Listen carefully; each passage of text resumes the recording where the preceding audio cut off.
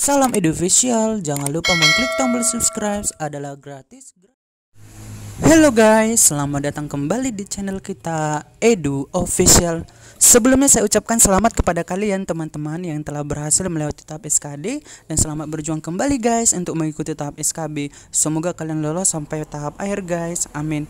Baiklah guys, kali ini kita akan mengadakan simulasi online untuk seleksi kemampuan bidang kesehatan secara umum.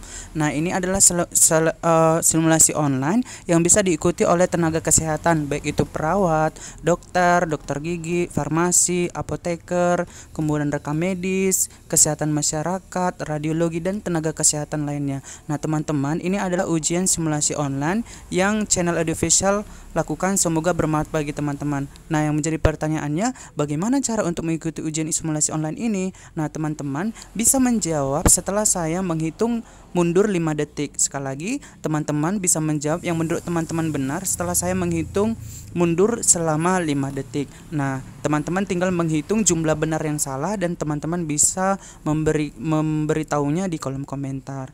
Nah, jangan lupa teman-teman juga untuk mengambil alat tulis dan pulpen agar teman-teman bisa mencatat hal-hal yang menurut teman-teman penting, karena setelah selesai dibacakan soal saya akan selalu memberikan pembahasannya. Nah teman-teman jangan lupa juga untuk mengklik tombol subscribe, like, dan komen agar kalian tidak ketinggalan video selanjutnya yang akan saya berikan kepada teman-teman. Jika kalian sudah kelewatan video sebelumnya, silahkan klik tombol yang di atas. Baiklah guys, apakah kalian sudah siap?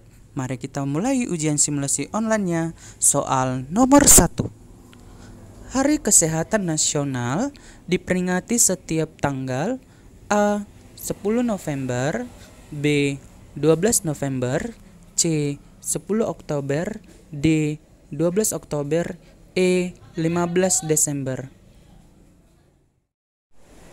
5, 4, 3, 2, 1.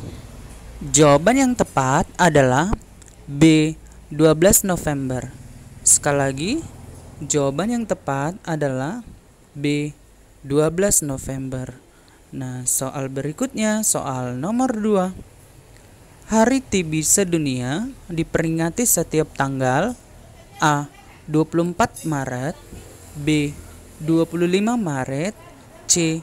26 Maret, D. 1 Juni, E. 3 Juni. 5, 4, 3, 2, 1. Jawaban yang tepat adalah A. 24 Maret. Sekali lagi, jawaban yang tepat adalah A. 24 Maret. Soal berikutnya, soal nomor 3. Setiap puskesmas akan bertanggung jawab kepada A. Presiden, B. Gubernur, C. Dinas Kesehatan Provinsi, D. Kementerian Kesehatan, E. Dinas Kesehatan Daerah Kabupaten atau Kota.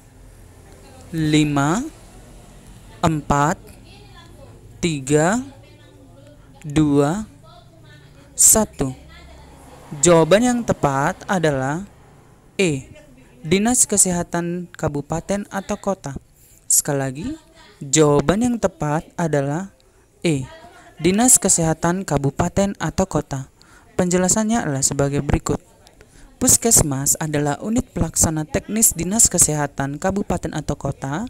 Dengan demikian, secara teknis dan administrasi, puskesmas bertanggung jawab kepada Dinas Kesehatan Kabupaten atau Kota. Soal berikutnya, soal nomor 4. Di bawah ini yang bukan syarat yang harus dipenuhi untuk mendaftar sebagai peserta BPJS PBI adalah A. KK, kartu keluarga, B. KTP, kartu tanda penduduk, C. Surat keterangan tidak mampu dari lurah, D. Surat keterangan dari puskesmas, E. Buku rekening.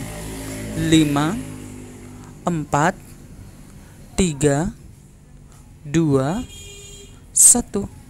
Jawaban yang tepat adalah E. Buku rekening. Sekali lagi, jawaban yang tepat adalah E. Buku rekening.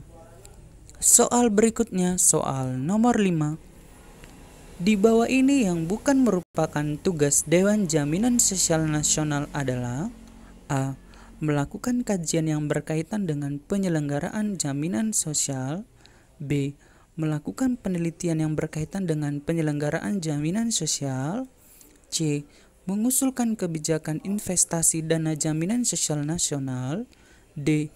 Mengusulkan anggaran jaminan sosial bagi penerima bantuan iuran dan tersedianya anggaran operasional kepada pemerintah. E. Meningkatkan kesejahteraan hidup masyarakat. 5, 4, 3, 2, 1. Jawaban yang tepat adalah E. Meningkatkan kesejahteraan hidup masyarakat. Sekali lagi, jawaban yang tepat adalah E. Meningkatkan kesejahteraan hidup masyarakat. Karena yang ditanya dalam soal adalah yang bukan merupakan tugas Dewan Jaminan Sosial Nasional. Poin A. Melakukan kajian yang berkaitan dengan penyelenggaraan jaminan sosial merupakan tugas Dewan Jaminan Sosial. Poin B. Melakukan penelitian yang berkaitan dengan penyelenggaraan jaminan sosial merupakan tugas Dewan Jaminan Sosial Nasional. Poin C. Mengusulkan kebijakan investasi dana jaminan sosial nasional merupakan tugas Dewan Jaminan Sosial Nasional. Poin D. Mengusulkan anggaran jaminan sosial bagi penerima bantuan iuran dan tersedianya anggaran operasional kepada pemerintah merupakan tugas Dewan Jaminan Sosial Nasional. Soal berikutnya, soal nomor 6.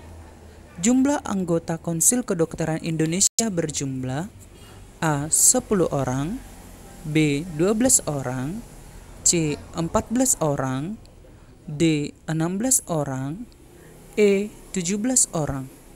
Jawaban yang tepat adalah E. 17 orang. Sekali lagi, jawaban yang tepat adalah E. 17 orang. Penjelasannya adalah sebagai berikut. Konsil Kedokteran Indonesia terdiri atas unsur-unsur: 1. Organisasi Profesi Kedokteran 2 orang, Asosiasi Institusi Pendidikan Kedokteran 1 orang, Asosiasi Institusi Pendidikan Dokter Gigi 1 orang, Kolegium Kedokteran 1 orang, Kolegium Kedokteran Gigi 1 orang, Asosiasi Pendidikan Rumah Sakit 2 orang, Tokoh Masyarakat 3 orang, dan Departemen Kesehatan 2 orang, serta Departemen Pendidikan Nasional 2 orang, sehingga anggota Konsil Kedokteran Indonesia berjumlah 17 orang. Soal berikutnya, soal nomor 7. Badan hukum yang dibentuk untuk menyelenggarakan program jaminan kesehatan adalah: A. BPJS, B. BPI, C. Jaminan Kesehatan Nasional, D. KIS Kartu Indonesia Sehat, E. Asuransi. 5, 4, 3, 2, 1. Jawaban yang tepat adalah A. BPJS. Sekali lagi, jawaban yang tepat adalah A. BPJS. Penjelasannya adalah sebagai berikut. BPJS adalah badan hukum yang dibentuk untuk menyelenggarakan program jaminan kesehatan. Sementara PBI adalah penerima bantuan iuran jaminan kesehatan untuk fakir miskin dan orang tidak mampu sebagai peserta program jaminan kesehatan. Jaminan kesehatan adalah jaminan berupa perlindungan kesehatan agar peserta memperoleh manfaat pemeliharaan kesehatan dan perlindungan dalam memenuhi kebutuhan dasar kesehatan yang diberikan kepada setiap orang yang telah membayar iuran atau iurannya dibayar oleh pemerintah. Soal berikutnya, soal nomor 8. Berdasarkan bentuknya, rumah sakit dibedakan atas: A. Rumah sakit umum dan rumah sakit daerah, B. Rumah sakit pemerintah dan rumah sakit swasta, C. D. Rumah sakit bergerak dan rumah sakit lapangan, E.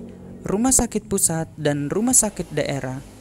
Jawaban yang tepat adalah 5, 4, 3, 2, 1. D.